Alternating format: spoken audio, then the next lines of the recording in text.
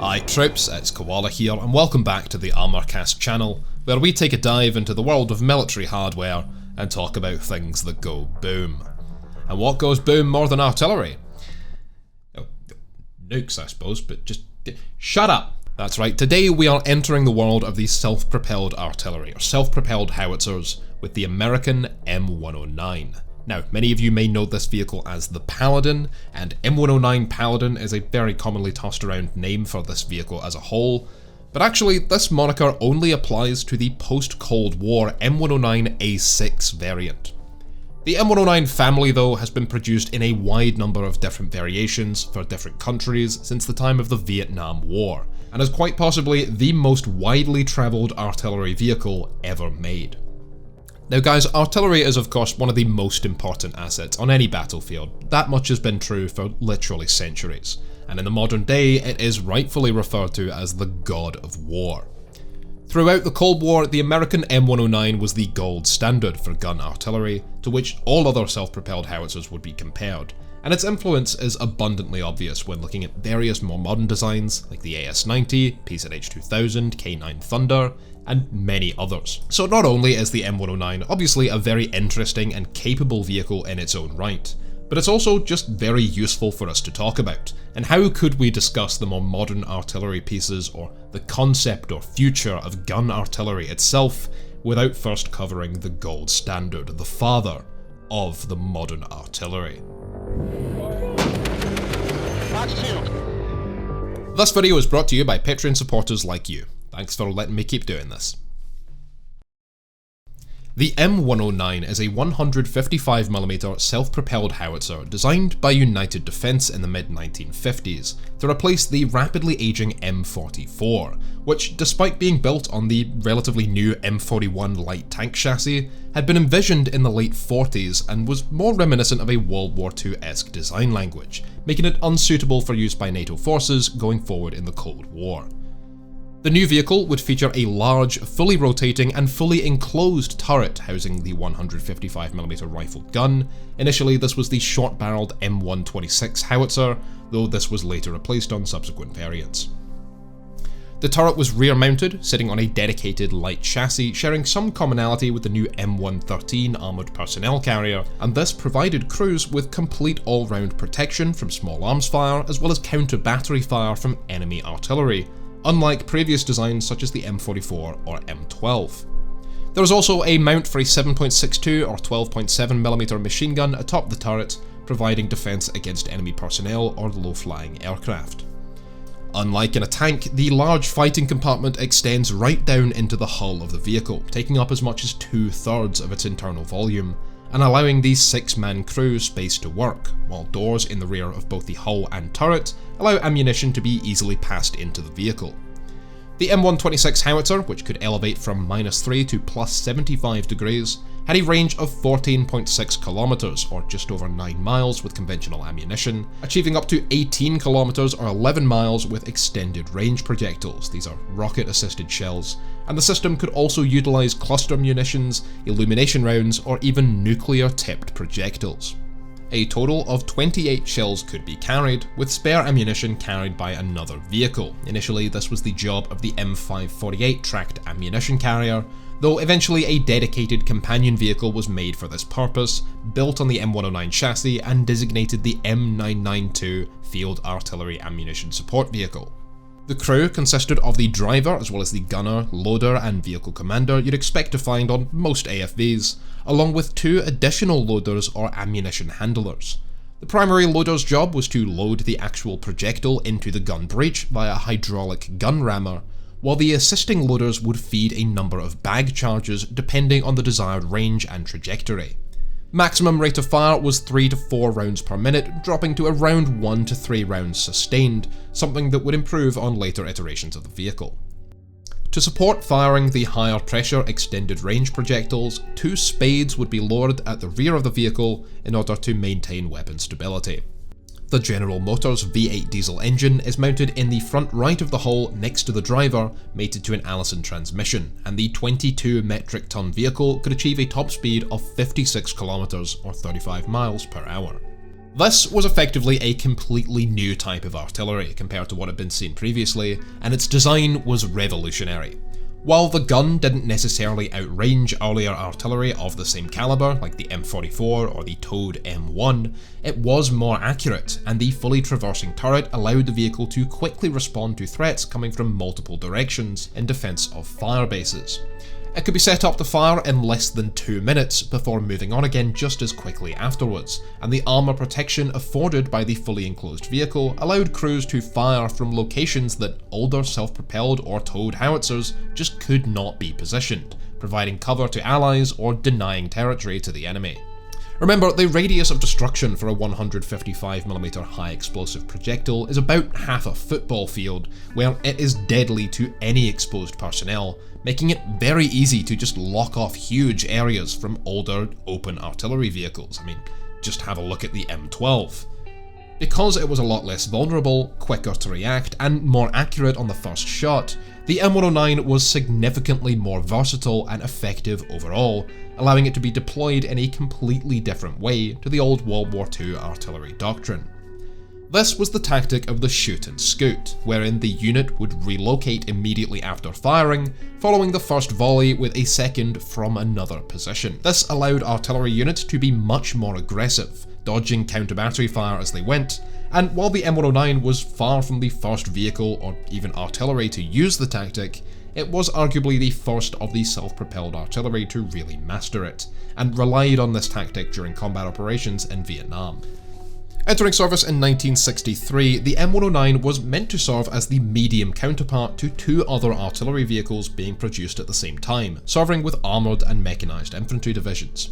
These were the 105mm armed M108, a near identical vehicle to the M109 but for the lighter weight gun, as well as the heavier M110, armed with the 203mm or 8-inch howitzer. The M110 was built on its own chassis and features a very different design, making it more of a cousin to the M108 and M109.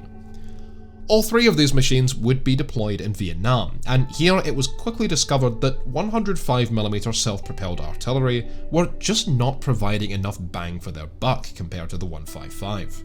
They were severely limited in range and didn't pack nearly as much of a punch. Keep in mind that even small changes in diameter can equate to massive changes in internal volume, so a 105mm howitzer shell might be around 2/3 the diameter of a 155, but contain less than a quarter the high explosive content. The M109, just in its base variant, of which almost 4,000 would be built by 1969, would go on to serve with a wide variety of nations, and while the M108 was also exported to countries like Spain, Brazil or Turkey, it had only been produced in limited numbers and for a single year. The 108 would be quickly withdrawn from US service after the Vietnam War, and hasn't seen combat since, only serving today with the armies of Chile and Uruguay. The last M110s would be withdrawn from US Marine Corps service in the mid-90s, though they still serve with a number of export customers including Japan, Egypt, Greece and Pakistan.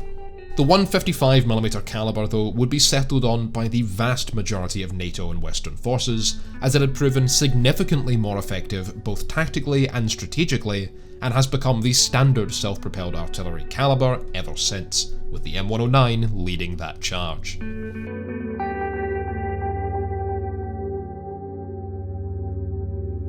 During its service in Vietnam, several issues were found with the new artillery, predominantly in its ability to be outranged by the Soviet-built 130mm guns used by North Vietnamese forces, as well as major problems with reliability and maintenance, which actually caused them to withdraw all existing M109s from service temporarily.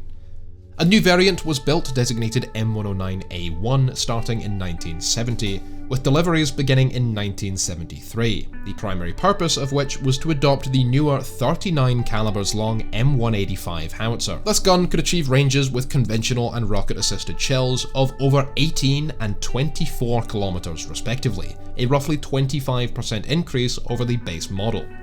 The A1 also integrated the new M712 laser-guided artillery round, designated Copperhead, for precisely engaging high-value targets. The weight of the M109A1 reached 25 metric tons, and to cope with this, power output of the Detroit Diesel 71 series engine was upped from 345 to 405 horsepower, Note that this is not a new engine or new variant of the engine, just a tweaked or improved model with a greater capacity, while suspension improvements gave the vehicle better off-road handling capabilities. Just after the Vietnam War, however, production of another new variant of the M109 would begin, bringing many reliability and maintainability improvements, an improved loading grammar, increasing rate of fire, as well as a new gun mount and recoil mechanism better able to handle the pressures of the M185 howitzer, and increased ammunition capacity from 28 to 36 shells. This would be designated M109A2 and became the new standard to which almost all existing models were upgraded to, including those used by foreign powers, while A1 models upgraded to this standard would be designated M109A3. The A2/A3 would be the most successful version on the export market, used by over 20 nations, and the South Korean K-55, Italian M109L, Israeli Rochev and Doher, Swiss Panzer Howitzer 74, and West German M109G all came from A2 and A3 models. The M109A4 would be a more simple, iterative design incorporating nuclear, biological and chemical or MBC protection systems and updating many of the driver's controls. These variants would see service in the hands of Israeli forces in the 1973 Yom Kippur War and 1982 Lebanon War, as well as with Iran throughout the 1980s in their war with neighbouring Iraq, and Moroccan forces during the Western Sahara conflict. British M109A2s would also see service during the Persian Gulf War, where a common tactic was to use the M109's Copperhead guided projectile as an anti-tank round. Copperhead could be guided by friendly ground or air assets with line of sight to the target, and had a range of 10 miles or 16 kilometers.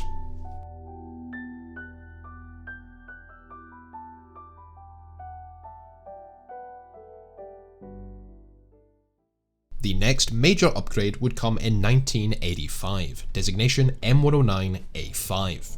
This variant saw the adoption of the beautiful M284 155mm gun, further increasing ranges to 22 and 30 kilometers with conventional or rocket-assisted shells. Engine power was likewise raised to 440 horsepower, and the fire control system was improved, while crew count was reduced to 5.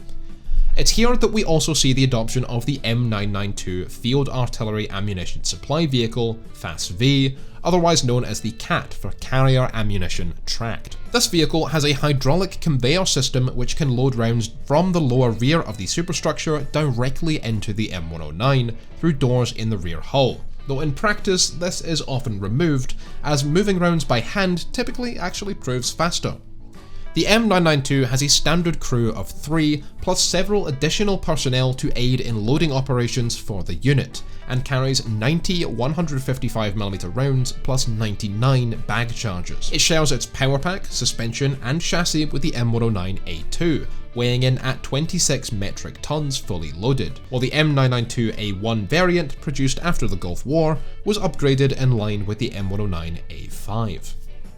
The vehicle was exported to 11 countries outside the US, with its largest foreign operator being Egypt with 275 vehicles. It has also been supplied to Ukraine to support the M109A3s donated by Norway and Italy, ex-Belgian M109A4s, Latvian M109A5s, and US supplied M109A6s. A modified version of M992, designated M1050, was built to service the M110 with 8-inch howitzer shells.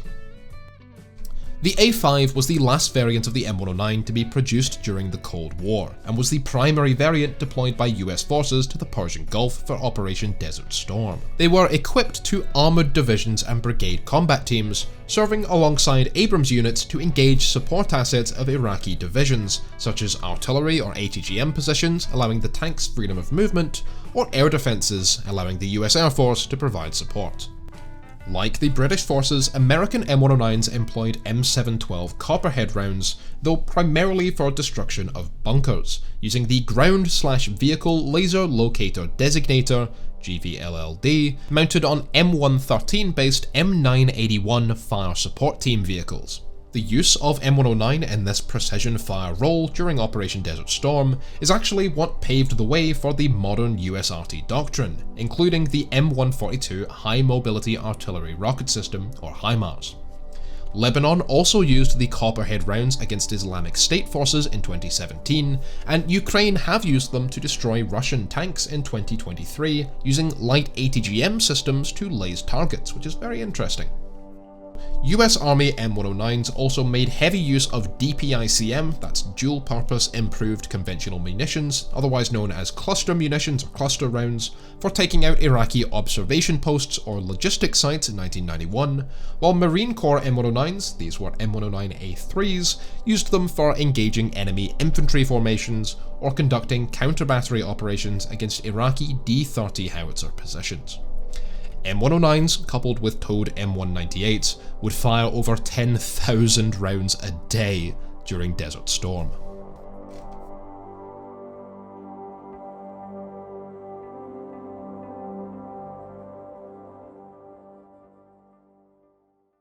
By this time, however, the M109 was looking a little long in the tooth, and even with all its various upgrades, the Persian Gulf War had shown several key areas that needed improvement for the aging platform.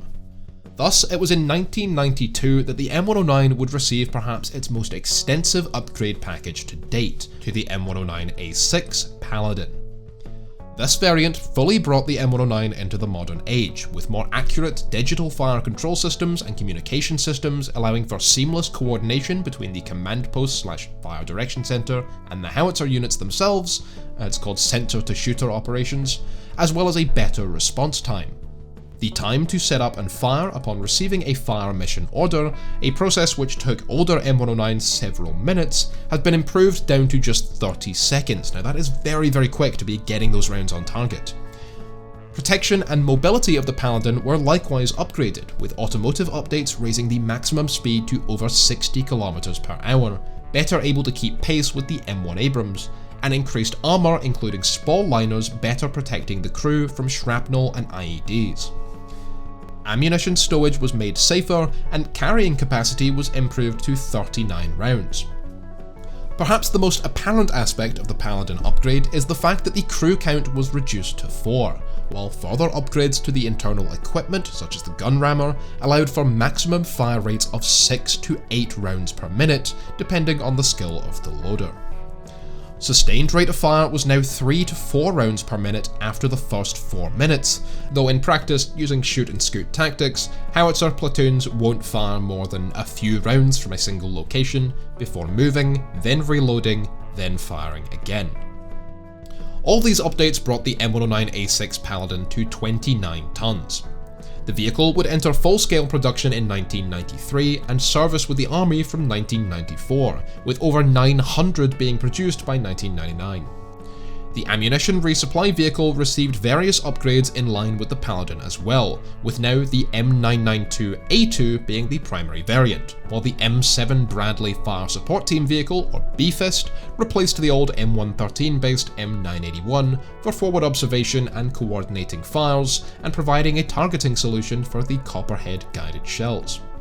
Copperhead wouldn't be the only precision-guided projectile fired by the New Age Paladin, however, with the 21st century really powering up the Paladin's arsenal. Firstly was the M898 Sadarm, a successor to the Copperhead round in the anti-tank role, which had originally been designed for the 203mm gun but was repurposed for the Paladin, as well as the new M777 towed howitzer. Sadarm, standing for Sense and Destroy Armour, military acronyms, don't ask, is a smart weapon capable of independently locating enemy tanks with an onboard millimetric wave radar and infrared telescope, ejecting 2 parachute-retarding submunitions with explosively formed penetrators that attack the tanks from above. It has a range of 22.5 kilometers, with the parachute deploying at roughly 1 kilometer from the target. Entering production in the late 1990s, the Sadarm projectile was first used during the 2003 invasion of Iraq, where it scored 48 Iraqi vehicle kills. In 2005, the M982 Excalibur round was introduced, which is a GPS-guided shell with a range of 40 kilometers. This is a precise and highly accurate round meant for destroying high-value targets while minimizing collateral damage, and is capable of being fired at up to a whopping 20 degrees off angle, correcting its trajectory in flight. Now, these munitions have been supplied to Ukraine, but have primarily been used by the M777 howitzers and Polish-donated AHS Krab self-propelled artillery systems. I'm not sure why, but they seem to not use them with the M109 Paladins they've received. Despite the laundry list of impressive upgrades, the M109A6 Paladin has not been exported, other than the 18 Paladins supplied to Ukraine in 2023. In 2018, Saudi Arabia requested to order up to 180 M109A6s, including a number of upgrade kits to convert their existing fleet of M109A5 models to Paladin standard, but this has not yet been fulfilled. Across Europe, the German Panzerhaubitze 2000 has served as the replacement to M109s of many nations, equipped with an auto-loading 52 calibers long gun, allowing for greater ranges, accuracy, and higher rates of fire, while the AS-90 has replaced the M109 in British Army service beginning in the mid-90s. As a gun artillery system truly designed for the 21st century, the PZH 2000 could probably be called the new gold standard, while the South Korean K9 Thunder is also proving widely successful in modernising armies. So subscribe, I guess, if you want to see videos on them soon. In Swiss service, the M109, local designation Panzerhaubitze 74, was upgraded in 1995 under the K-West program, which I'm not even going to try to pronounce what that stands for in Swiss German, but it translates to upgraded combat capabilities. Under this modernisation, the vehicles received a new 47 caliber long gun, domestically made, increased ammunition storage to 40 rounds, and a new fire control system allowing for a burst fire mode of 3 rounds in 15 seconds. That is very fast. Now, if you think about it, that means that a Swiss howitzer platoon, which I'm not 100% sure this is the case in Swiss service, but generally they are comprised of 3 M109s, well, they could fire off a 9-round volley in 15 seconds, and then relocate and do it again, rinse and repeat, making it virtually impossible to catch them with counter-battery fire. Range of the L47 gun is up to an impressive 36 kilometers with standard rocket-assisted projectiles, a feat American M109s could only match to this day with that Excalibur ammunition. Entering service with the Swiss Army in 1997, the K-West upgraded M109s were designated PZ-HB 7495. Another foreign upgrade package to the M109 was developed by the Dutch firm RDM jointly with German Rheinmetall, and mounts the 52 caliber gun from the PZH 2000, along with an improved loading system allowing for fire rates of 10 rounds per minute for up to 2 minutes. This also really extends the range, right up to 40 kilometers with rocket-assisted shells and 30 kilometers unassisted. Despite being offered for export as a modular upgrade package since the year 2000, no orders have yet been placed.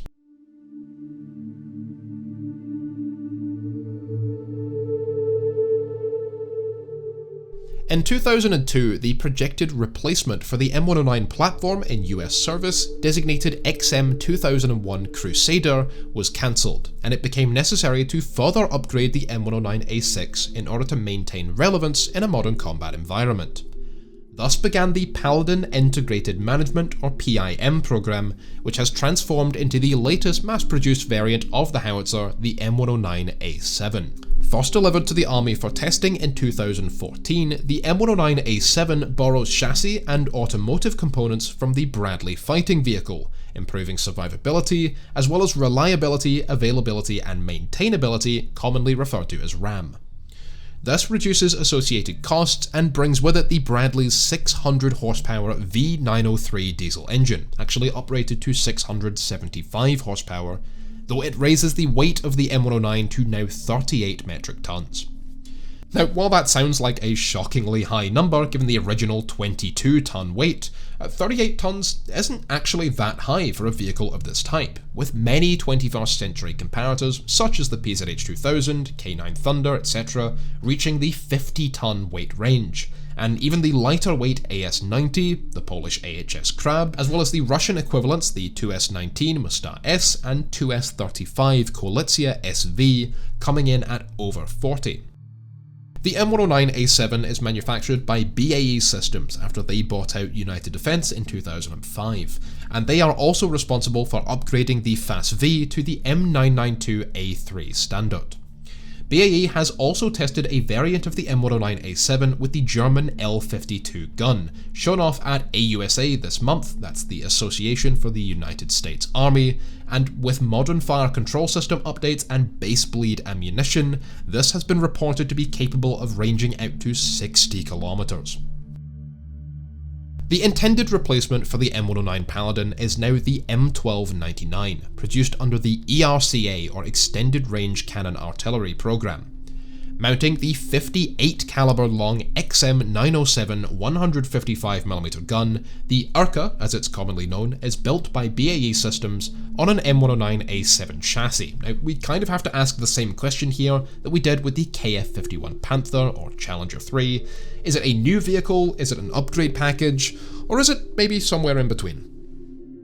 After successful testing of the XM907 in 2018, BAE was given a $45 million contract to incorporate the gun into the M109A7. Now that sounds like an upgrade. The result was exhibited at AUSA in 2019, with the expectation that the vehicle would be ready in 2021 to undergo operational assessment in 23 and enter service in 2024 to 25, though delays have reportedly forced this date back. I wonder if that had anything to do with the pandemic. In 2020, the Urca was able to push an M982A1 Excalibur round out to 69 kilometers. Nice. And the planned XM1113 rocket-assisted shell is expected to be capable of over 70. The XM1115 sub-caliber munition tested in December of last year was able to hit a target at, get this, 110 kilometers. Now that is absolutely insane for a gun artillery.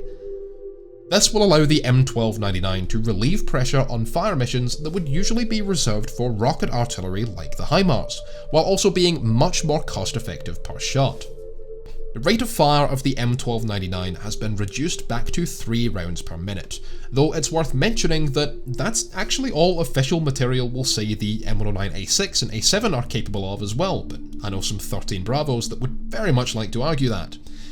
However, an autoloader is planned to be incorporated into the M1299 by 2025, reducing onboard crew count and raising rate of fire to a sustained 10 rounds per minute, and by that point this is truly a completely new system we're talking about.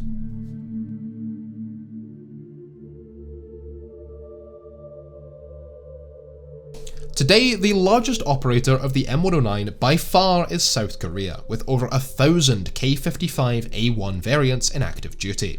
This is actually around twice the number that the US currently operate, though the K55s are beginning to be phased out as domestically made K9 Thunders take over.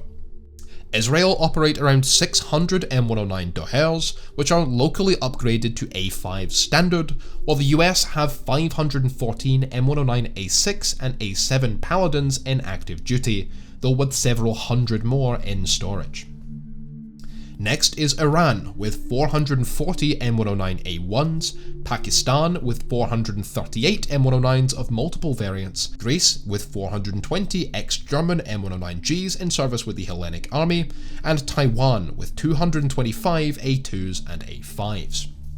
Egypt also ordered over 600 M109s in total, with 420 of these being A2s and the rest being A5s, but 124 Egyptian M109A2s have been converted to SPH-122s, having their M185 howitzers swapped out for Soviet D-30s. During the Iran-Iraq War of the 1980s and the occupation of Kuwait in 1990, Iraq captured a number of M109s that would actually go on to serve against coalition forces during the Persian Gulf War, most of which were destroyed, while the modernising Iraqi army have received 24 M109A5s. These were used against ISIS militants attempting to cross the Iraqi border in 2018 in conjunction with US Paladins. Over 160 M109s, including 18 Paladin variants, have been delivered to Ukraine since the start of Russia's 2022 invasion, though at least 25 have been confirmed as destroyed, with a further 13 partially damaged at this stage. M109A5s and A6 Paladins are able to outrange their main Russian rival, the 2S19 Musta S, while also being much more accurate, and these have fared noticeably better than the older models, with almost all of Ukraine's M109 losses being A3 variants. These have also proven far more usable than towed 155mm M777 howitzers, though they still can't shoot and scoot fast enough for the army's liking.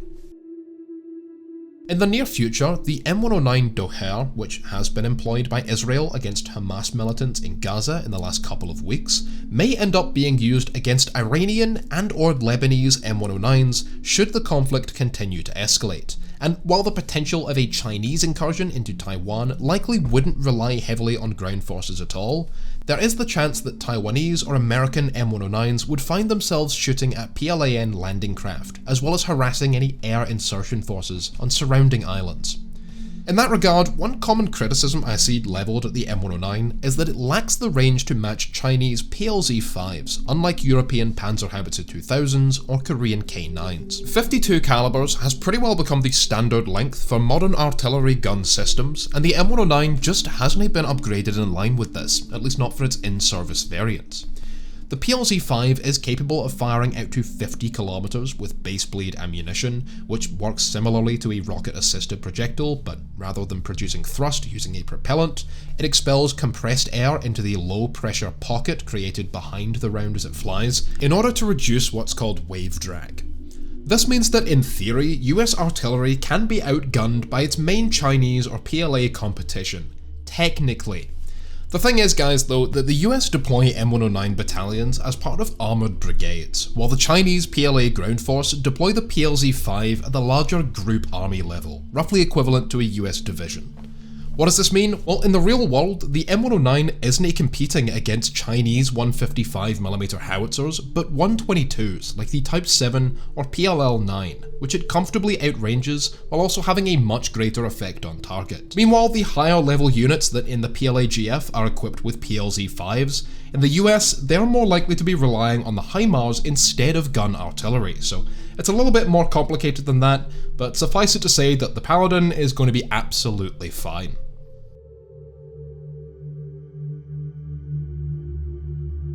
And there we have it. The M109 is really the poster child for a successful military career, coming after the rapid development of, the M12, the M41, M44, and then remaining in service for 6 decades as of this year. It's taken necessary modifications and upgrades quite comfortably in its stride, to the point where it is now virtually unrecognisable to its older Vietnam-era counterparts. And regardless of the future of its successor, even if it is a little overdue at this point, I think it's going to be a very long time before we see the tail end of this thing.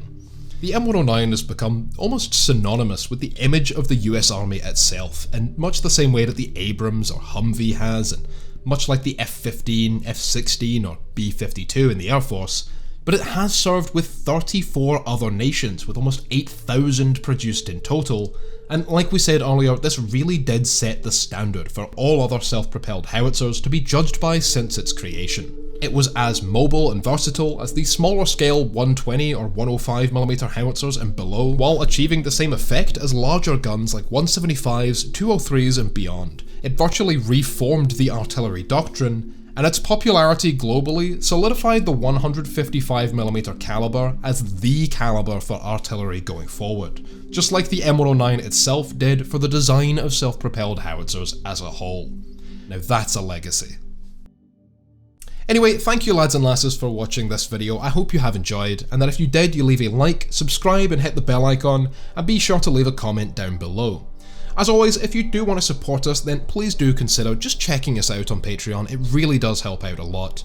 As I'm sure you know, military channels, very often not considered advertiser friendly by YouTube, which is quite unfortunate, but it is what it is. However, that just means that your guys' support is absolutely essential, which is why we've got some unique perks for people who do back us.